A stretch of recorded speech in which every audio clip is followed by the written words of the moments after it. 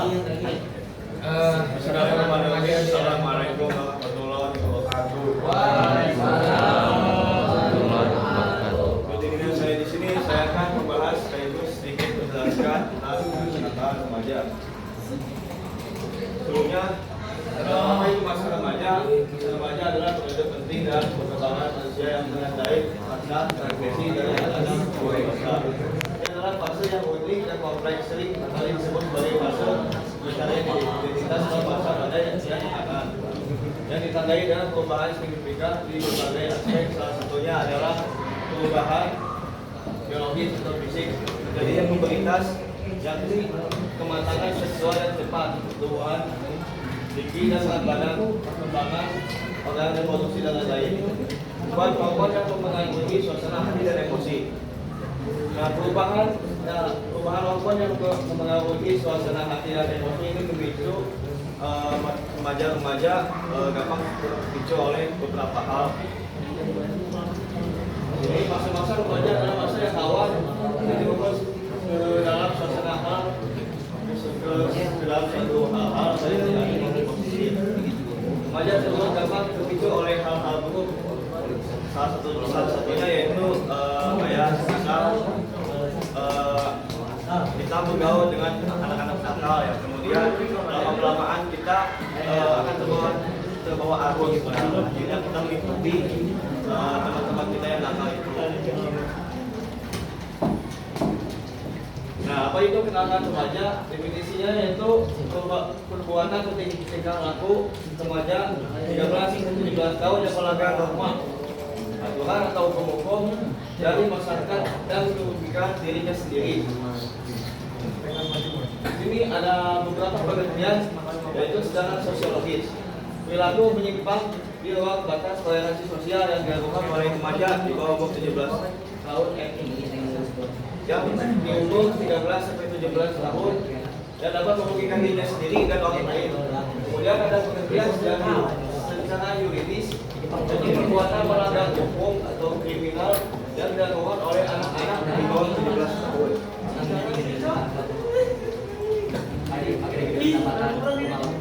Bentuk-bentuk kenakalan remaja. Yang pertama adalah kenakalan biasa atau seperti bolos atau kelainan.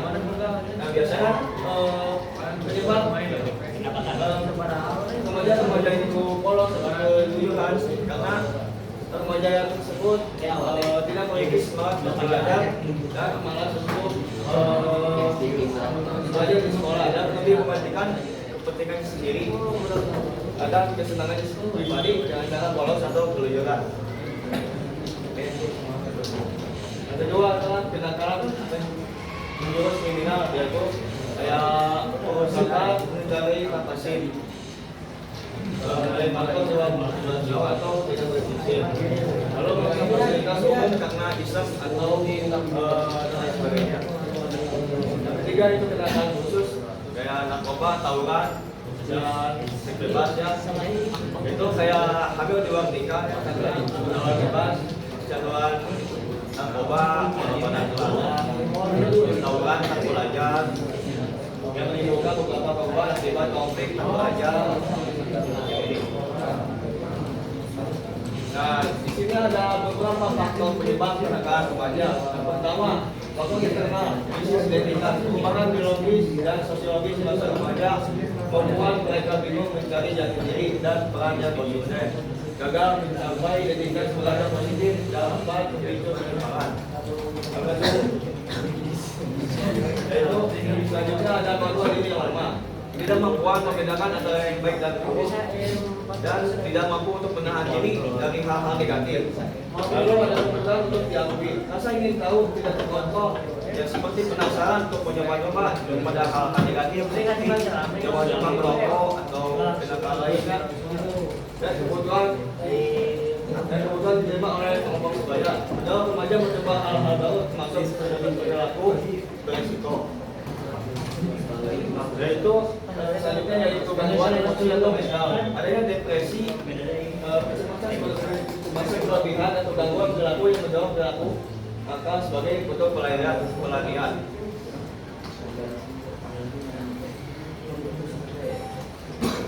Kemudian ada faktor keluarga atau faktor pertama, pola asuh yang salah.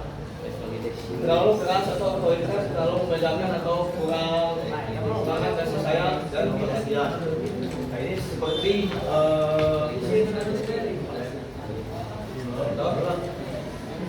itu saja ketiga hamilkan itu perceraian, konflik orang tua dan jumlah seperti seberapa jumlah teh?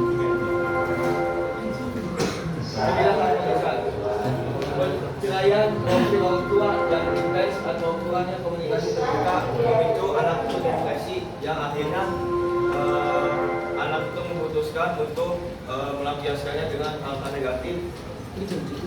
Selanjutnya ada minimnya pendidikan, agama dan moral, tidak adanya kultur, etika dan moral yang kuat. Selanjutnya ada lingkungan pergaulan. Nah ini yang paling lamanya pengaruh teman sebaya yang negatif.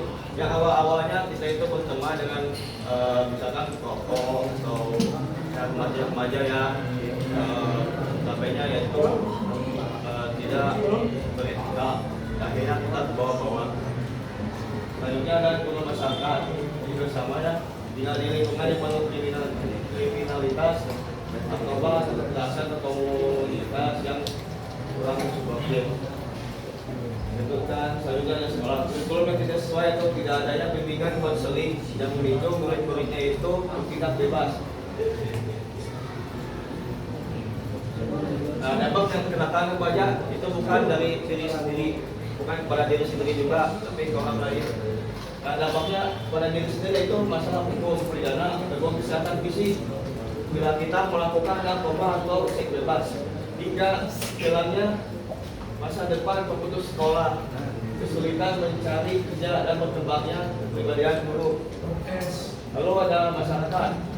Dampak pada masyarakat itu meningkatkan angka kriminalitas dan ketidakamanan, kerusakan properti, munculnya stigma negatif terhadap generasi dan terganggunya keselamatan umum. Lalu berdampak juga kepada keluarga, yaitu menurunnya reputasi dan martabat keluarga di masyarakat, tekanan emosional dan rasa malu bagi orang tua, serta beban finansial dan mental. Nah, upaya untuk mencegah tindakan remaja yang pertama, dampak upaya yang bisa dilakukan oleh keluarga yaitu meningkatkan komunikasi terbuka dan kualitas waktu bersama, menerapkan pola asuh yang baik, yang seimbang, tidak terlalu ketat dan tidak terlalu bebas atau terlalu longgar. Menanamkan pendidikan agama, moral dan etika sejak dini agar anak-anak tidak terjerumus dalam sedangkan remaja atau hal-hal negatif. Lalu mengawasi pergaulan dan konten media digital. Upaya yang dilakukan oleh sekolah untuk mencegah kenakalan remaja yaitu menyediakan layanan bimbingan, konseling, dan mereka yang proaktif, mengembangkan ekstrakurikuler yang menyalurkan bakat dan minat secara positif. Lalu menerapkan aturan yang adil dan memberikan teladan perilaku positif. Lalu di masyarakat menciptakan lingkungan yang kondusif dan aman, mengadakan program komunitas olahraga seni bakti seperti sosial untuk remaja agar remaja tersebut kayak ganti kegiatan yang buruk kepada kegiatan positif. Lalu meningkatkan pengawasan dan peran serta masyarakat.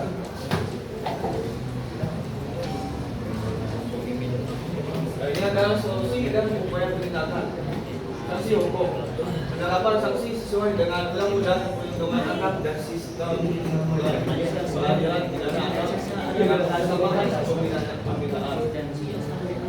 Lalu rehabilitas, mengamankan remaja yang sudah terjerumus terutama kayak narkoba atau kejahatan berat ke lembaga rehabilitas atau pembinaan khusus untuk memulihkan perilaku.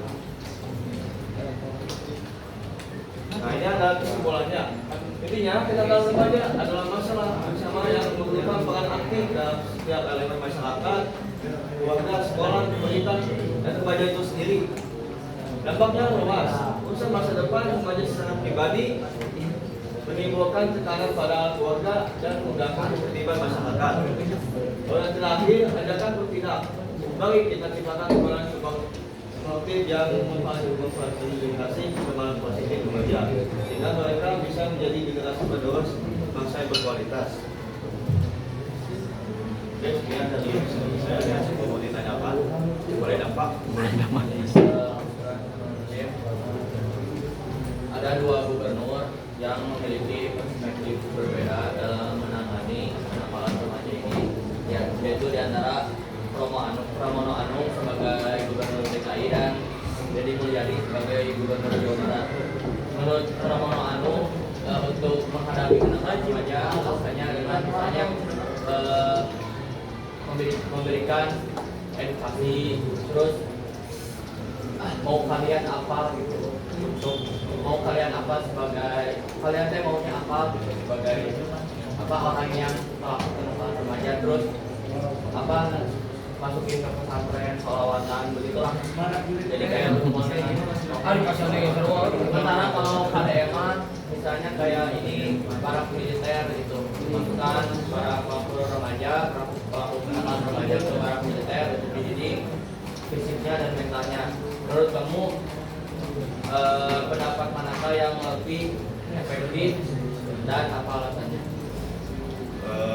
Menurut saya itu keduanya sama-sama efektif ya, cuman kalau misalkan dikirim ke bank militer itu memicu kayak tekanan mental kepada anak-anak remaja yang nakal. Nah, kalau misalkan yang di gubernur yang satu itu dengan cara mengedukasi dan apa keinginan, menanyakan apa keinginan remaja tersebut, itu sedikit demi sedikit remaja yang nakal itu akan berubah atau menjadi jawab lebih manusiawi. Kak, ada lagi? Ini sih bertanya, dalam kasus tersebut apakah lingkungan hanya menjadi pemicu dan puncak masalah akarnya berada di keadaan di rumah tua? Oke, seperti yang tadi dijelaskan ya, bahwa pemicu kenakalan remaja itu bukan lingkungan saja, tapi karena di keluarga juga, nah, kayak tekanan di keluarga, kayak membuat anak tersebut yaitu depresi, stres yang akhirnya melampiaskan dirinya untuk melakukan hal-hal negatif seperti merokok. Jawab. Ada lagi nggak? So,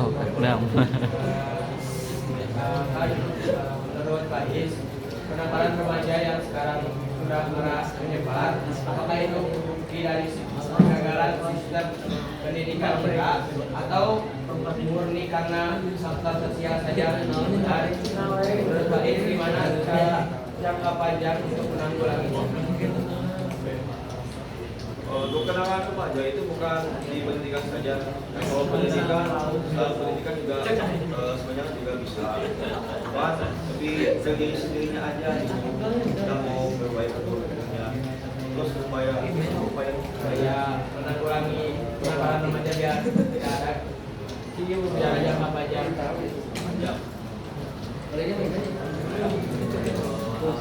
Kalau misalkan upayanya yang paling efektif di keluarga kayak batasi pergaulan, kayak yang nakal itu dipindahin ke pesantren biar tidak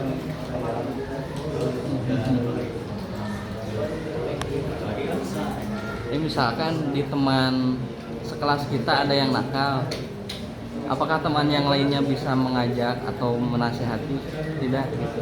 Ya sih bisa sih, cuma tergantung yang nakalnya gimana. Kalau misalkan yang nakalnya itu apa ya, notabene itu bisa dinasihati, mungkin juga bisa. Beda lagi kalau misalkan gas kepala gitu, kita pengen Siap, mantap. Ada lagi? lagi nggak? Cukup. Ayo nakal kayak gimana? Ada macam-macam nakal. Saya bilang. Tadi apa aja tuh? Nakalan biasa kayak Bolos. nakalan kayak tawuran atau dan lain-lain. Terus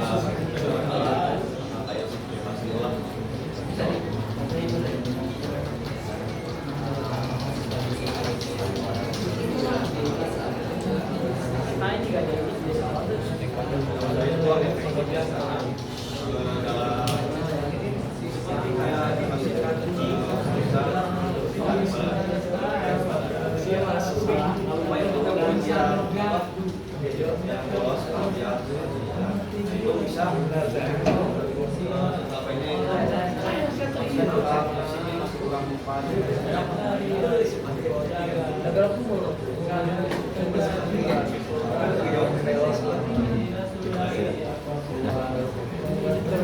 Ya, sekian nasihat dari saya. Mohon maaf bila ada kesalahan atau kekurangan karena kebenaran datangnya dari Allah dan kesalahan datangnya dari saya sendiri. Mohon dimaafkan. Tutup dengan doa kepada atina fid dunya hasanah wa fil akhirati hasanah wa qina adzabannar. Assalamualaikum warahmatullahi wabarakatuh. Waalaikumsalam.